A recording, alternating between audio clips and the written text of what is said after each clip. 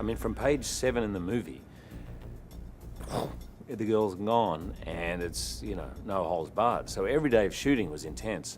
And my experience as an actor is the more you go there in the filming, at the end, the more cathartic it feels, the easier it feels, you know? It's the schizophrenic nature of our job.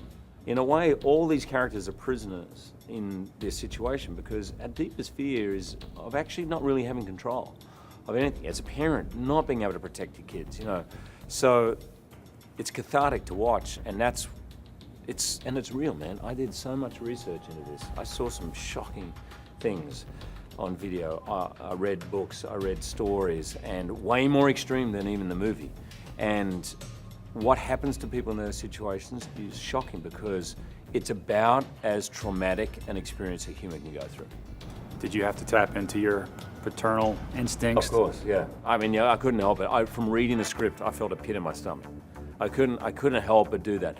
You know, people say, what's that like? You know, how do you go there? And I say, you know, when you even imagine eating a lemon, you just know what that's like. As a parent, just when you hear a story on the news anywhere of a child going missing, you feel sick to the stomach because that is something that lives with you all the time. You're their protector, no one else, you. It was almost like I almost blacked out in that, but when I hit that hammer, it was far too close to his head, and I am so impressed. I remember even thinking at the time, Paul Dano didn't even flinch, and that thing which stuck in the wall was way too close, but anyway. Was that planned with the hammer? No. Okay, Not make a planned note at of all. that, don't give Hugh a hammer. It is gut-wrenching. You are on the edge of your seat, spiritually, emotionally, physically, psychologically. You cannot help but to go to different places in your psyche and wonder what you would do, who you would be, how far you would go. And yet here's this group of actors that are all adults.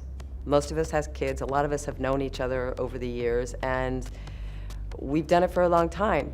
So we can ask these questions and get excited about answering them and acting them, but it's not like then we sit back and like cry in our chairs and get deep and dark. When I read the script, what I loved about the character was sort of this line he walked, you know, between having to know and believe in the mind of the suspect and the potential suspect and be sort of infatuated with that world, and then go back to desperately needing and being emotionally connected to the families who were affected and to the situation and want to solve the crime. So that line, walking that line, gave me so much to play. I mean, we had some rough scenes, you know, I mean, in a fun He's way. getting pretty close, right? Yeah, close, and, you know, certainly there was no, yeah, there were some rough days in a way, but no, we weren't, I mean, he wasn't hitting me.